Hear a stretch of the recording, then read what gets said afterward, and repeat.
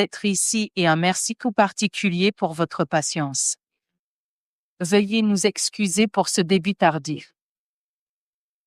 Je suis sûr que certains, voire beaucoup d'entre vous, ont suivi les événements de la journée.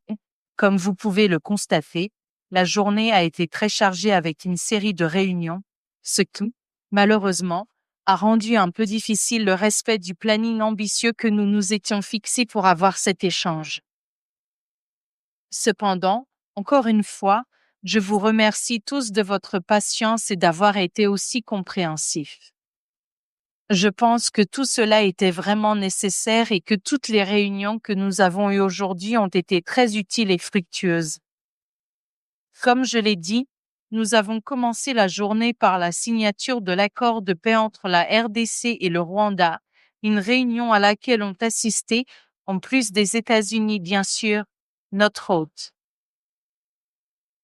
Également par des représentants du Qatar, du Togo et de l'Union africaine, ce qui montre que les efforts pour la paix en RDC et dans la région élargie des Grands Lacs ne concernent pas seulement quelques-uns, mais de nombreux acteurs qui ont investi des efforts soutenus au cours des derniers mois, et certains même depuis plusieurs années, pour nous aider à traverser ces eaux troubles. Après cette signature, nous avons eu une brève réunion bilatérale au niveau du sous-secrétaire au département d'État, suivie ensuite de la rencontre avec son Excellence le président Donald J. Trump à la Maison-Blanche, qui a également été, encore une fois, l'occasion pour nous de transmettre notre gratitude et nos remerciements pour le leadership exceptionnel et la détermination qui ont caractérisé l'investissement et l'engagement des États-Unis dans cette cause. Je pense qu'il était vraiment impressionnant de voir qu'en quelques semaines à peine, nous avons accompli des progrès aussi spectaculaires sur une question qui, comme vous le savez tous, a tourmenté la région pendant des décennies. Bien sûr, comme je l'ai dit, le travail commence maintenant. Nous avons signé un accord, nous nous sommes engagés à atteindre des objectifs ambitieux, à des buts élevés. Mais la véritable épreuve sera, bien sûr, lorsque les choses sérieuses commenceront et que nous devrons mettre en œuvre cet accord et veiller à respecter nos engagements respectifs. Donc, je pense que c'est la prochaine étape vers laquelle nous nous tournons. Et, bien sûr, comme je l'ai dit, la RDC, le pays qui a le plus souffert. Le pays dont les citoyens ont le plus souffert est plus que jamais déterminé à tenir sa part de cet accord. Cela étant dit, j'ai hâte d'entendre vos questions et d'avoir une conversation fructueuse avec vous. Merci. Merci beaucoup, Votre Excellence. Nous pouvons commencer avec les questions. Veuillez lever la main, indiquer votre média, puis je vous passerai le micro.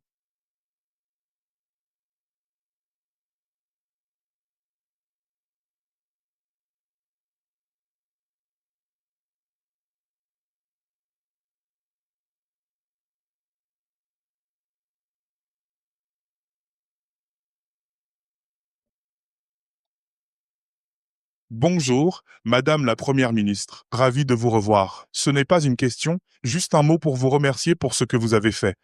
Je me souviens, il y a quelques mois, quand je vous ai vu, vous étiez tellement fatigué et épuisé après avoir volé de New York à Washington DC pour conclure cet accord de paix. Alors merci, nous vous soutenons.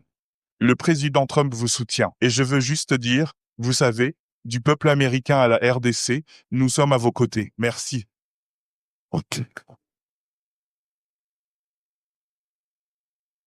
Merci beaucoup. Break time égale 0.5s. Prochaine question. Merci beaucoup, Son Excellence. Je m'appelle Franklin Ketinda.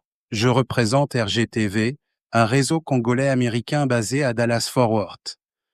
Merci pour cette journée historique, et nous sommes simplement reconnaissants pour tout ce que vous avez accompli en tant que ministre des Affaires étrangères. La question que j'ai est celle que se posent la plupart des jeunes ici en Amérique dans la diaspora, tout comme à Goma, à Kinshasa et ailleurs. Ils veulent savoir quand et comment nous allons mettre en œuvre cet accord et tout ce qui a été décidé aujourd'hui, car la plupart des gens ne savent pas ce qu'il contient. Et quand ils le savent, la plupart d'entre eux veulent savoir quand les troupes. Des troupes choisies au hasard doivent être renvoyées là où elles doivent être. Merci. Merci. Question suivante. Elle va en prendre quelques-unes et ensuite répondre à tout en même temps.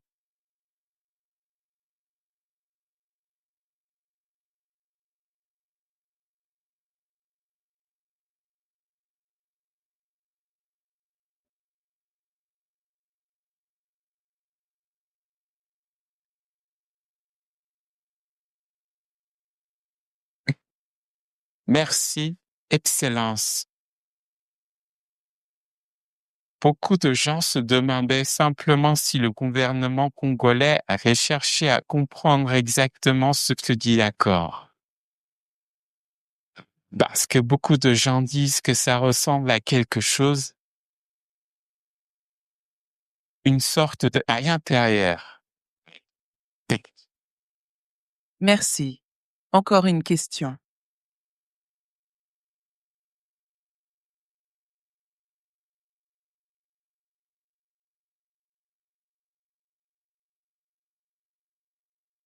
Merci beaucoup, Monsieur le ministre.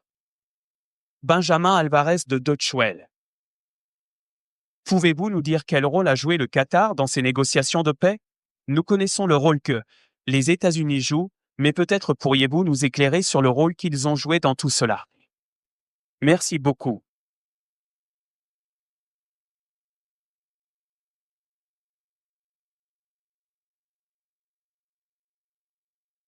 Très bien.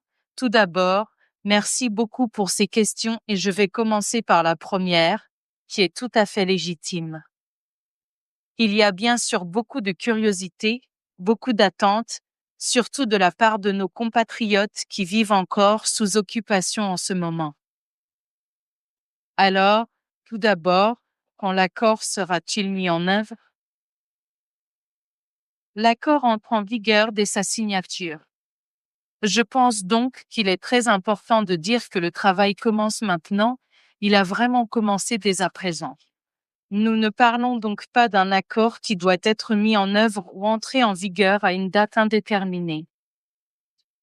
Les obligations commencent au moment où les signatures ont été apposées sur le document. Maintenant, qu'est-ce que cela signifie concrètement? Et je sais qu'il y a des attentes très précises de la part des gens.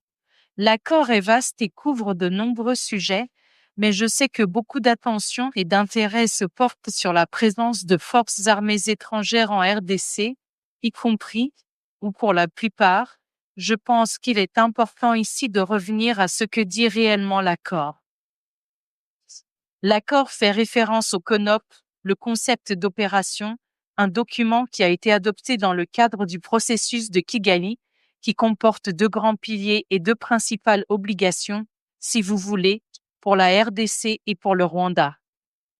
Des obligations qui reposent en fait sur la reconnaissance mutuelle des préoccupations sécuritaires que chaque pays a.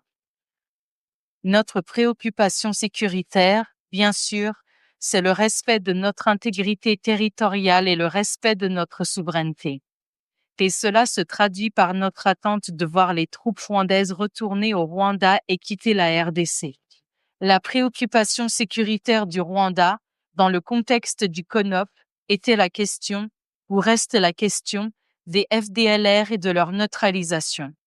Donc, l'accord est très clair à ce sujet. En ce qui concerne la question des troupes rwandaises concernant leur présence en RDC, nous parlons d'un désengagement, comme le Rwanda l'appelle, la levée de ces mesures défensives, qui doit être mise en œuvre dans le cadre du CONOP. Le CONOP prévoit, dans une approche séquentielle, le retrait des troupes ainsi que des opérations et des efforts en vue de la neutralisation des FDLR. Donc encore une fois, comme je l'ai dit, l'accord ou l'entente entre en vigueur dès sa signature. Et il y a des mécanismes mis en place et prévus par cet accord précisément pour s'assurer que les actes suivent les paroles qui ont été prononcées. Ainsi, différents mécanismes seront rapidement mis en place pour s'assurer que le Rwanda et la RDC, mais aussi les pays accompagnateurs et les facilitateurs, soient tous impliqués afin que chacun soit tenu responsable de la mise en œuvre de ce CONOP et plus concrètement, du retrait des troupes ainsi que de la neutralisation des FDLR. La deuxième question concerne la compréhension exacte de ce que dit l'accord. Donc, il y a une bonne nouvelle et cela était bien sûr attendu. L'accord a été publié sur le site du département d'État.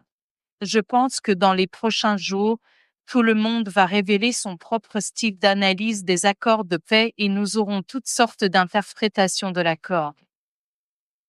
Mais je pense que c'est un aspect clé pour s'assurer que, même si les processus de paix exigent parfois un certain niveau de discrétion et n'offrent pas la transparence que certains attendent, il est bien sûr important, lorsqu'ils aboutissent, de veiller à ce qu'il y ait de la clarté sur les engagements pris par les parties. Et c'est aussi un aspect essentiel pour que chacun puisse rendre des comptes. On ne peut pas demander des comptes si ce à quoi on s'est engagé reste secret. Donc, bien sûr, je pense qu'il y a, tout d'abord, l'opportunité de lire exactement ce que dit cet accord et les différents aspects qu'il couvre. Mais oui, pour donner un aperçu général, c'est un accord qui aborde des questions clés et des préoccupations majeures qui ont émergé. La question de la sécurité et du désengagement des forces, ainsi que la neutralisation des FDLR, est un point que j'ai mentionné. Il s'agit aussi de s'assurer que les engagements sont assurés, car des mécanismes ont été mis en place. C'est aussi un aspect clé, mais vous savez, la question du processus de Doha et la question du M23 sont également abordées dans l'accord, ainsi que des questions liées à l'aspect de l'intégration régionale, qui sont, je dirais, introduites de manière très préliminaire dans l'accord. Donc, il y a beaucoup à lire et je pense que dans les prochains jours, vous savez, tout cela reste encore très récent pour tout le monde. Dans les prochains jours, nous allons certainement nous orienter vers une analyse ou une explication plus approfondie des accords.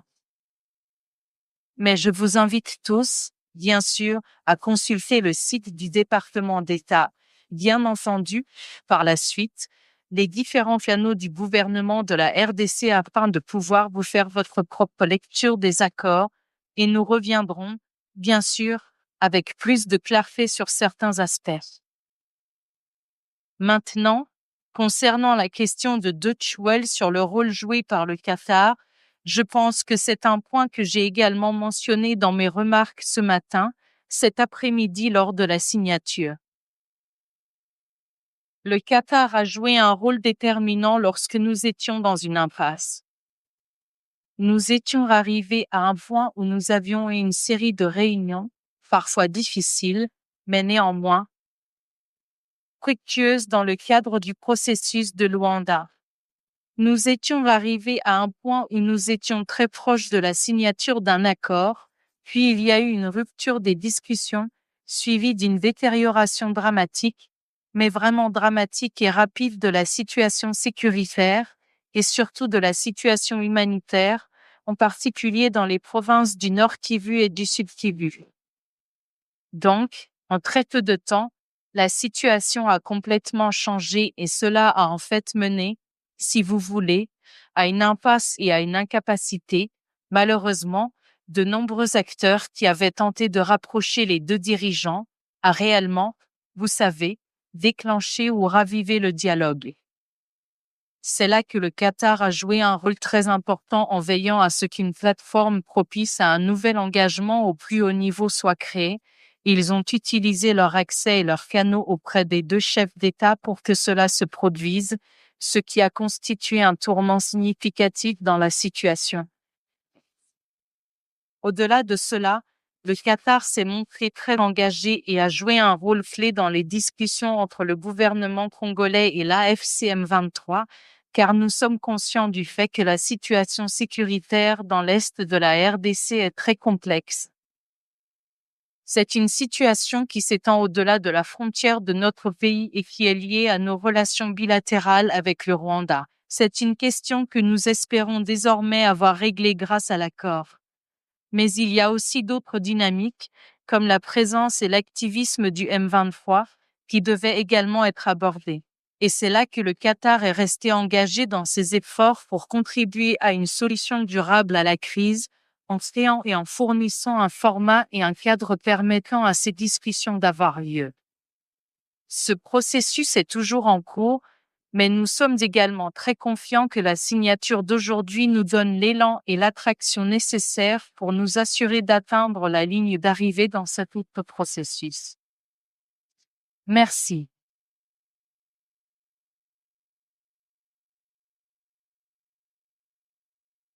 Merci beaucoup.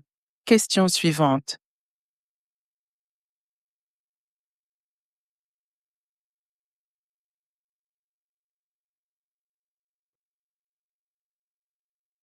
Pouvez-vous m'entendre? Merci, Votre Excellence, pour le travail que vous faites au nom de notre pays. Je m'appelle Claude Cavana, ancien président de la communauté congolaise de Washington. Voici ma question. Que se passera-t-il si leur noyau est brisé par le Rwanda? À quel type de complications seront-ils confrontés? Merci.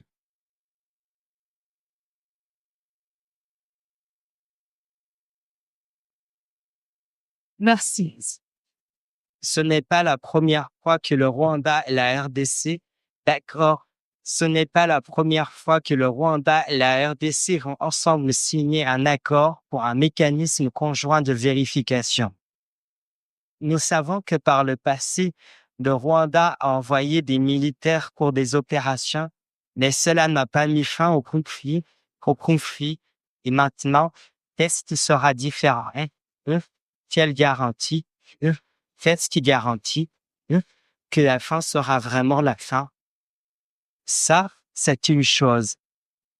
Et aussi, je sais qu'aujourd'hui, vous n'avez pas parlé de la partie économique de l'accord, mais pouvez-vous nous dire quelle sera la part du Rwanda dans cet aspect économique?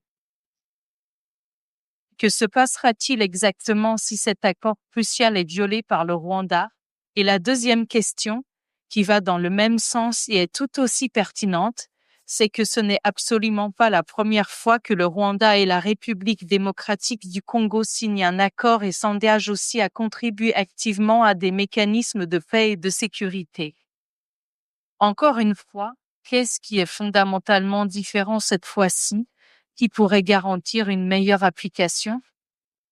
Donc, je vais simplement fusionner ces deux questions importantes et y répondre ensemble, de manière exhaustive. Je pense que nous avons eu une réunion très fructueuse à la Maison-Blanche aujourd'hui, et je crois qu'il était à nouveau très clair, à travers l'engagement démontré par les États-Unis d'Amérique tout au long de ce processus. Qu'une des grandes différences avec cet accord, c'est que nous avons un facilitateur, une partie qui porte cet accord, qui est aussi déterminée à le voir se concrétiser et à nous demander des comptes. Donc, bien sûr, la question se pose, et il est tout à fait légitime du point de vue congolais de demander ce qui se passera si l'accord est violé par le Rwanda. Mais encore une fois, c'est un accord contraignant pour toutes les parties prenantes, y compris pour la RDC. Nous serons donc tous tenus au même standard. Et je pense que c'est très important, et c'était aussi l'un de mes messages clés au président Donald J. Trump aujourd'hui à la Maison-Blanche. Tout d'abord, merci et félicitations d'avoir rendu cela possible. Mais ensuite, s'il vous plaît, restez engagés, car c'est précisément cette dynamique politique qui est nécessaire pour que nous soyons tous tenus responsables. C'est peut-être la ligne des différences que nous avons. Dans cet accord, qu'il y a un pays qui a décidé de mettre tout le poids de son appareil diplomatique pour s'assurer que l'accord produise des résultats concrets. L'autre aspect concerne également le fait que, dans les différents mécanismes prévus pour être mis en place, il ne s'agit pas de mécanismes qui concerneront uniquement la RDC et le Rwanda, mais qui intègrent en réalité la participation d'autres parties prenantes, y compris les États-Unis d'Amérique, ainsi que l'Union africaine. Ce qui, encore une fois, élève le niveau de responsabilité à un autre degré et met de nouveau la pression sur toutes les parties prenantes pour qu'elles respectent leurs engagements. Il y a ensuite une question concernant les accords économiques, et justement, nous n'avons pas parlé d'accords économiques aujourd'hui parce que l'accord de paix ne prévoit pas ou ne contient pas de dispositions économiques ou minières. Et je pense qu'il est très important ici de comprendre que nous avons été très transparents sur cette question, sur la manière de séquencer nos efforts et nos engagements.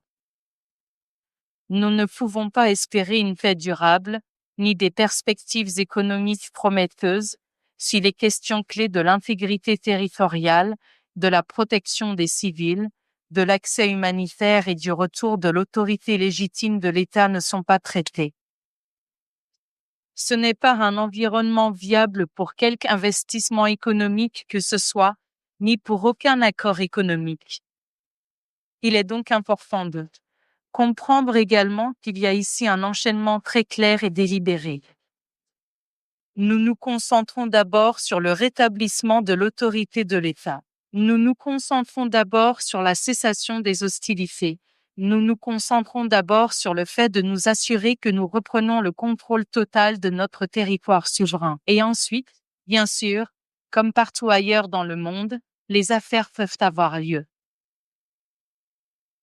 Des contrats ou accords économiques peuvent être signés. Mais avant tout, il faut s'assurer que ces aspects sont pris en compte et se concrétisent. Et je pense qu'il est très important ici de souligner que l'intégration économique régionale a toujours été un moteur dans l'approche régionale du président Félix-Antoine Tshisekedi en matière de paix et de stabilité dans la région des Grands Lacs, pas seulement avec le Rwanda mais avec tous nos voisins. Sa première priorité, lorsqu'il a été élu en 2018 et qu'il a pris ses fonctions en 2019, était de s'assurer que nous construisions des relations solides avec tous nos pays voisins, notamment à travers l'intégration économique, à travers l'intégration stratégique. Nous sommes donc très heureux de constater qu'à travers la paix, nous pouvons aussi commencer à aborder progressivement ces questions. Bien sûr, nous devons être conscients des réalités sur le terrain. Nous devons en être conscients. Nous devons être conscients des sensibilités sur le terrain et certaines choses prendront plus de temps, car il faut rétablir un minimum de confiance avant de passer aux affaires. Ainsi, nous verrons que ces efforts vers l'intégration économique régionale commenceront aussi à prendre forme, parallèlement au suivi de la mise en œuvre de l'accord de paix lui-même, et je crois que nous l'avons déjà vu ailleurs. C'est une recette éprouvée pour surmonter durablement les conflits, intégrer les marchés, rapprocher les populations. Mais bien sûr, cela ne peut se faire sans reconnaître la dimension humaine qui est au cœur de la concrétisation de cette vision. Donc, comme je l'ai dit, nous nous concentrons avant tout sur l'accord de paix qui posera les bases de tout accord économique à venir. Et cela inclut des accords économiques au niveau régional, mais aussi au niveau bilatéral, y compris avec des partenaires tels que les États-Unis d'Amérique.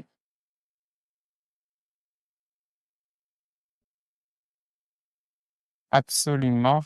Je suis Odion Emmanuel et j'ai l'honneur de servir en tant que représentant en chef du Centre d'échanges économiques et culturels, CEC, pour l'ensemble des opérations et relations aux États-Unis.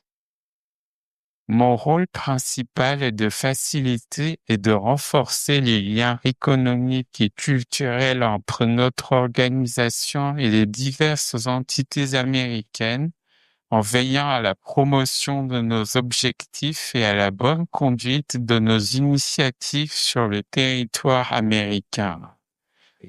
Cela implique une coordination étroite avec les partenaires locaux, la participation à des événements clés et la mise en œuvre de stratégies visant à optimiser notre présence et notre impact dans la région. En tant que représentant en chef, je suis également responsable de la supervision des activités de développement des partenariats, de la gestion des relations publiques et de la communication stratégique pour assurer une visibilité accrue et une compréhension approfondie de la mission du CEC. Mon travail consiste à identifier les opportunités de collaboration, à négocier des accords et à veiller à ce que les intérêts du CEC soient bien représentés dans toutes les interactions avec les parties prenantes américaines, qu'il s'agisse d'organisations gouvernementales, d'institutions académiques, d'entreprises privées ou d'associations culturelles. L'objectif est de créer un environnement propice à l'échange mutuel et au renforcement des liens bilatéraux en s'appuyant sur une compréhension approfondie des dynamiques économiques et culturelles des deux nations. Je m'efforce de garantir que toutes nos initiatives contribuent positivement à la promotion de la coopération internationale et au rayonnement de nos valeurs communes, en agissant comme un point de contact essentiel et un facilitateur pour toutes les questions relatives aux échanges entre le CEC et les États-Unis. Tout d'abord, nous vous félicitons pour le travail que vous avez accompli au nom de toute la nation. Free audio post-production by alphonic.com. question est la suivante. Quelle confiance avez-vous, Excellence, que le Rwanda respectera ses engagements cette fois-ci? Beaucoup de gens se posent cette question et, après tout ce que vous avez vécu aujourd'hui à la Maison-Blanche et au département d'État, quel est votre niveau de confiance à ce sujet? Ma question en français, Madame la Ministre, quelles sont les prochaines étapes? Une étape concrète après cette signature. Y a-t-il un calendrier précis pour la mise en œuvre? Certains de ces Congolais se demandent s'il y aura un suivi ou s'ils pourront être informés. Merci.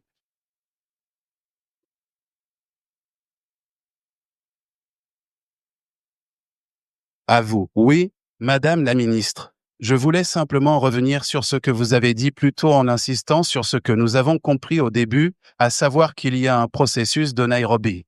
Et ensuite le processus du Rwanda.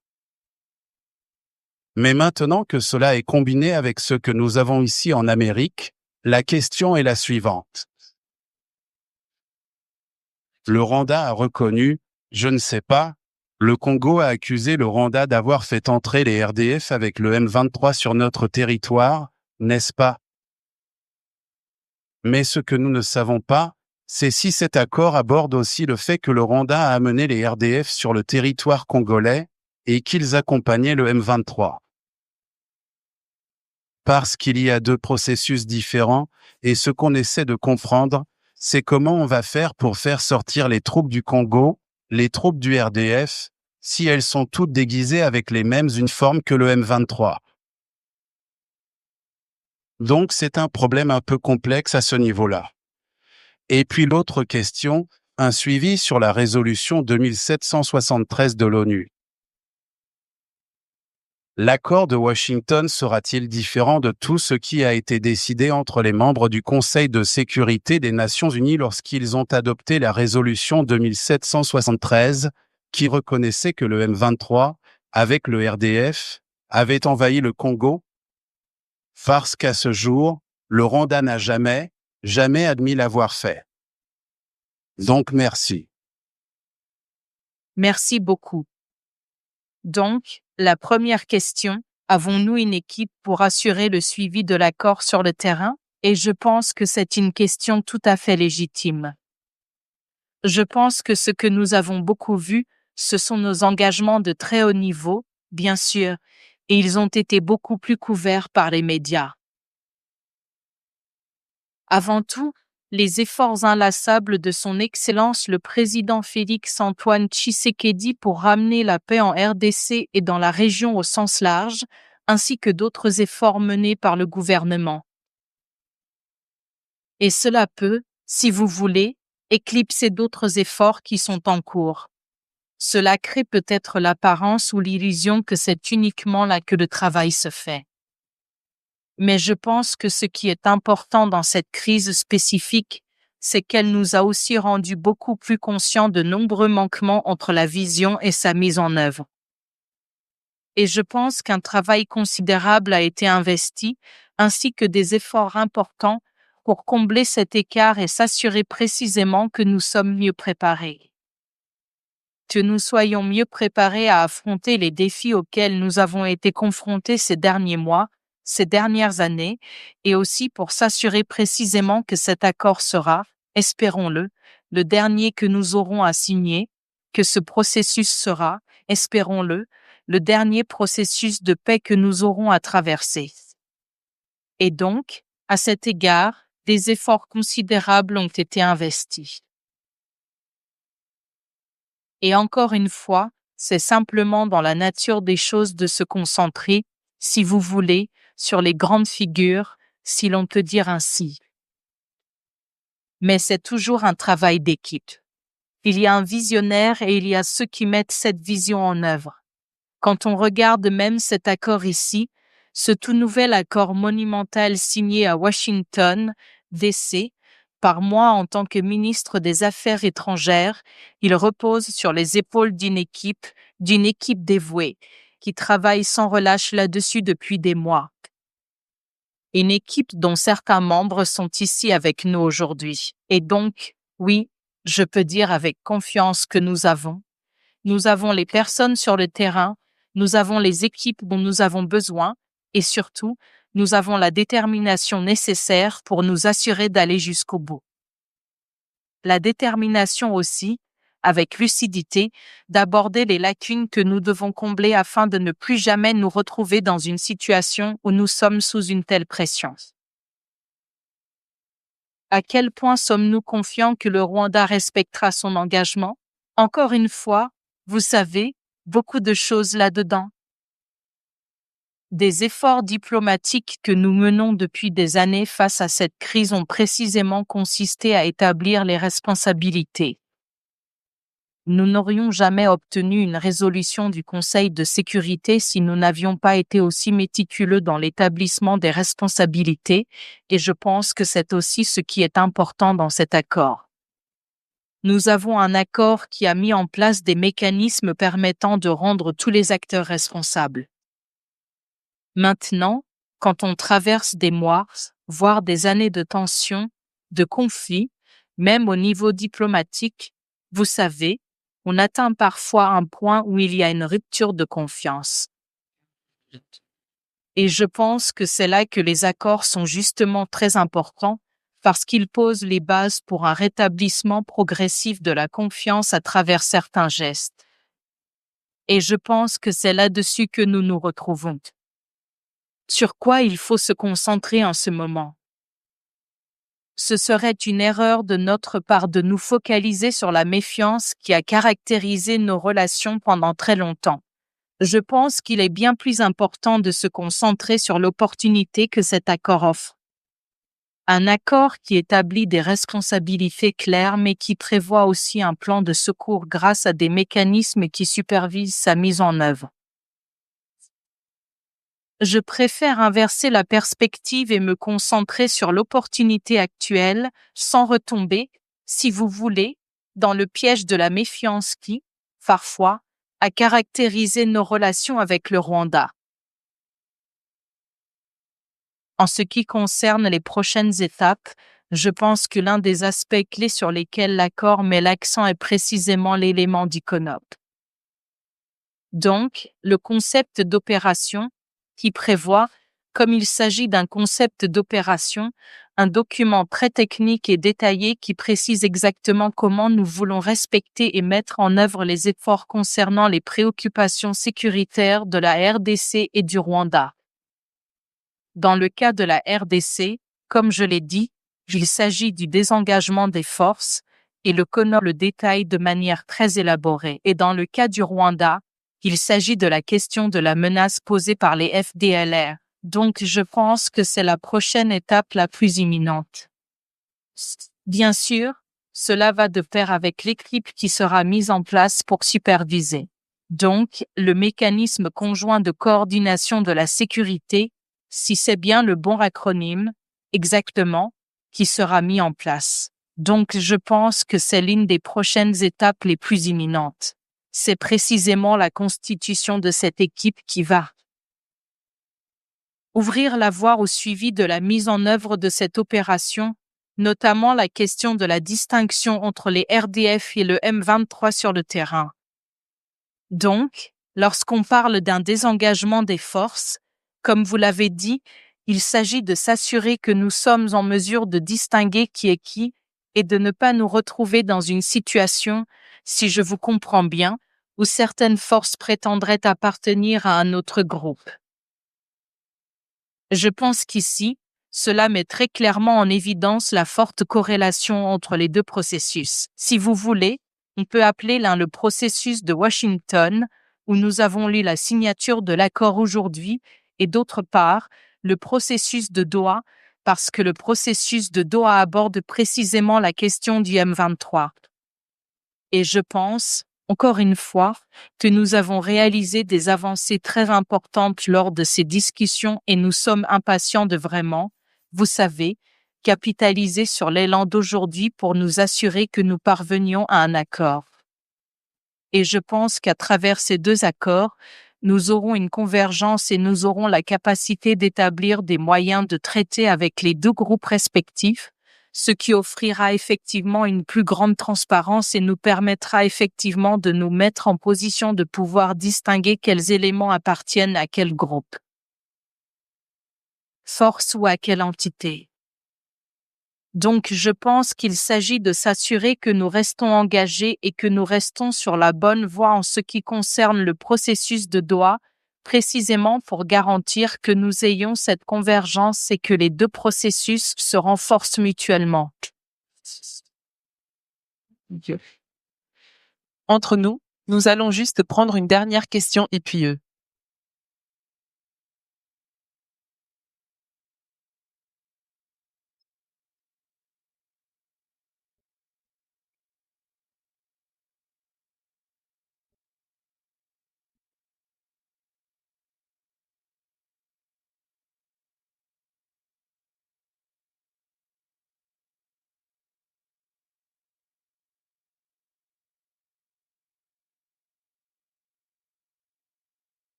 Monsieur, je pense que c'était clair. C'est des suffisent. Je pensais pouvoir t'aider.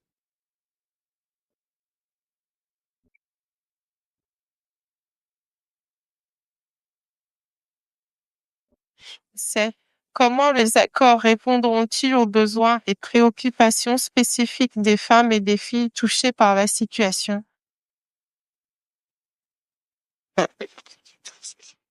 Comment la voix des femmes sera-t-elle incluse dans la mise en œuvre et le suivi des accords? Et comment les accords de paix aborderont-ils la question cruciale de l'impunité pour les groupes responsables de crimes de guerre, comme les atrocités commises contre des civils innocents? Rectime égale 0.5 S, c'est une question fondamentale. Merci beaucoup. Merci beaucoup et merci infiniment pour ces questions très pertinentes et vraiment importantes sur des sujets pour lesquels nous savons qu'il y a énormément d'attentes de la part du public. La question des besoins spécifiques des femmes et des filles, ainsi que celle d'amplifier ou de garantir l'inclusion des voix des femmes dans la mise en œuvre des décisions de l'accord de paix, est essentielle. Je pense qu'on ne peut pas envisager une paix durable et consolidée si celle-ci repose sur une approche qui exclut celles qui ont supporté la plus grande part du fardeau de la guerre. Et donc, lorsqu'il s'agit des besoins spécifiques des femmes et des filles, et je sais que l'accord sera examiné de près, je pense que ces questions sont abordées, en particulier dans les chapitres qui traitent de l'accès humanitaire, dans les chapitres qui portent sur la nécessité d'assurer une meilleure protection des civils, ainsi que sur le retour digne des personnes déplacées internes et des réfugiés. Et il se peut que cela ne soit pas au niveau de détails précis que l'on pourrait espérer ou attendre, mais je pense que l'accord comporte des dispositions très claires à ce sujet et que, lorsque nous examinerons la mise en œuvre plus concrète de ces aspects, il y aura beaucoup de possibilités pour structurer les comités, les structures à mettre en place, quels que soient les mécanismes nécessaires, afin de s'assurer que les voix des femmes soient incluses. Par exemple, lorsque nous parlons de la question des réfugiés et du retour digne des réfugiés dans leur communauté, cela va de pair avec l'implication du gouvernement congolais, des autorités coutumières et locales congolaises, mais aussi des communautés locales. Et c'est précisément là que nous créons l'espace pour que les voix des femmes et des filles soient entendues. Il s'agit aussi de s'assurer que les retours se fassent de manière digne. Mais une manière digne signifie aussi une manière qui prend en compte les besoins spécifiques des différentes catégories de la société, et cela inclut les femmes et les filles. Je pense donc que ce sont des domaines où, lors de la mise en œuvre, nous aurons plus de marge pour aller dans le détail, pour approfondir davantage, ce qui n'est peut-être pas reflété dans l'accord tel qu'il existe actuellement, mais en même temps, c'est une leçon que la RDC a apprise à de nombreuses reprises et c'est aussi une richesse que la RDC possède et qu'elle ne peut pas se permettre de perdre dans un effort aussi crucial de consolidation de la paix. La question de l'impunité est extrêmement pertinente. Je pense qu'il est important de souligner, tout d'abord, qu'il y a eu beaucoup de progrès en plus du processus de paix à Washington. Et aussi global qu'un accord cherche à l'être, très souvent il ne peut pas l'être. Très souvent, il y aura des éléments qui ne sont pas entièrement, voire pas du tout, reflétés. Je pense que les éléments de justice sont ancrés dans l'esprit de l'accord, mais je pense aussi que nous avons un aspect très important. Des progrès qui ont été réalisés parallèlement à cela. Je veux donc souligner le fait que le Conseil des droits de l'homme des Nations unies a décidé d'envoyer une commission d'enquête indépendante dans l'Est de la RDC afin d'établir les faits concernant les violations qui ont été commises, les violations des droits de l'homme, les violations du droit international humanitaire qui ont eu lieu ces dernières années dans l'Est de la RDC. Je pense donc que c'est un signal extrêmement important. Même si cela ne se reflète peut-être pas de manière très détaillée dans l'accord, il s'agit d'une avancée importante qui a eu lieu et qui se déroule, si vous voulez, de façon complémentaire à tous les efforts en cours concernant l'accord de paix et sa mise en œuvre. En plus de cela, il y a aussi la décision récente de la Cour africaine de considérer comme recevable la requête de la RDC. A déposé plainte pour violation de son intégrité territoriale par le Rwanda. Je pense donc que ce que nous voyons, et ce que nous avons vu dans d'autres conflits, c'est que tous les éléments qui contribuent à la paix et à une paix durable ne sont pas toujours intégrés dans un seul et même instrument. Très souvent, il existe d'autres voies qui convergent vers ces efforts et qui les complètent. Et je pense que la question de l'impunité fait partie de ces sujets où l'on observe beaucoup de dynamique dans d'autres contextes et de nombreux signes encourageants. Néanmoins, Je pense que l'accord est également très explicite sur la question de la possibilité ou des conditions d'intégration des anciens combattants des groupes armés dans les forces nationales. Et il est très clair sur le fait que ce n'est pas une question qui peut être traitée de manière générale. Il s'agit donc d'une analyse au cas par cas. Cela implique une responsabilité individuelle. Cela signifie qu'il faut s'assurer de ne pas procéder de la même manière que par le passé, ce qui, malheureusement, nous a coûté énormément.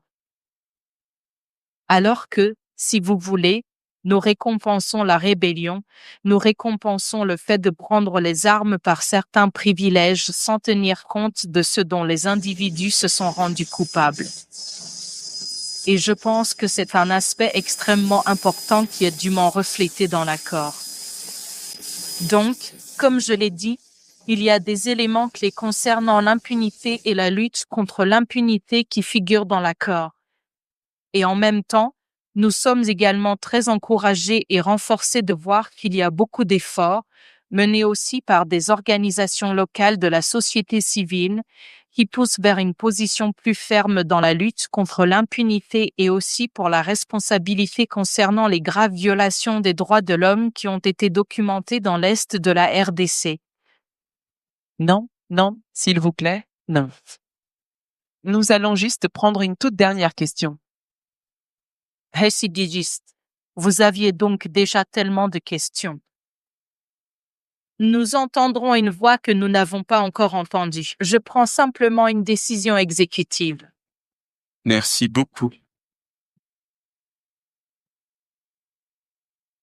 Madame la ministre, merci beaucoup pour tout le travail acharné. Je pense que tu te démarques des autres. Nous apprécions tout le travail que vous faites pour faire ce que vous faites. Il y a quelques heures, j'étais dans une pièce. Nous avons assisté à la signature et on pouvait voir l'enthousiasme. Du côté américain, vous voyez le secrétaire Rubio, M. Boulot, même le président Trump, quand vous parlez de cet accord, il est tellement excité. Mais quand vous regardez l'autre partie, les deux autres parties, la partie congolaise et la partie rwandaise, le langage corporel était en quelque sorte, vous savez, vous n'aviez pas la même excitation que la partie américaine. De quoi as-tu peur?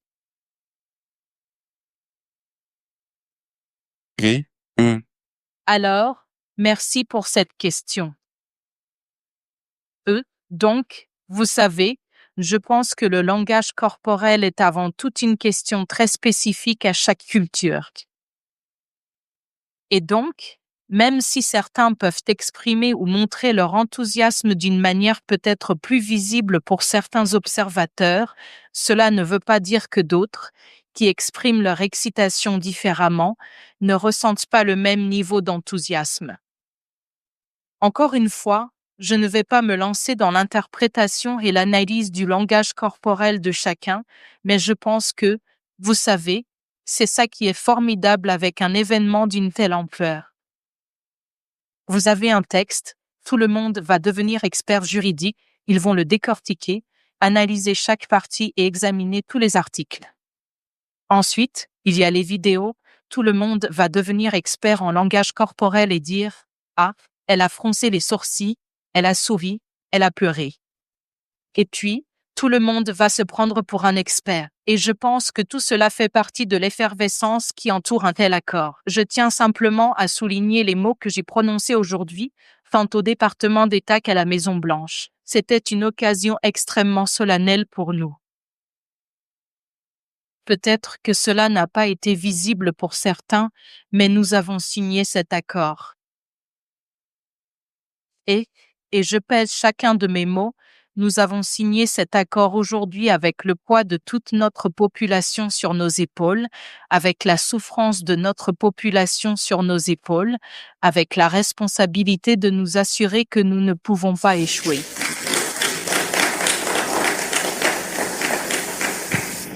Donc, Même si peut-être que le langage corporel ne l'a pas montré, croyez-moi, ce n'était pas un exercice facile. Ce n'était pas un exercice pris à la légère pour nous. Et nous sommes très conscients du poids historique et de la responsabilité qui nous incombe. Et nous ferons tout notre possible pour être à la hauteur du défi. Et nous ne ferons pas, malheureusement peut-être pour vous, tout notre possible pour satisfaire la curiosité ou les attentes de certains spectateurs sur la façon dont nous devrions nous comporter. Ou de transmettre un message par le langage corporel. Merci beaucoup. Merci infiniment.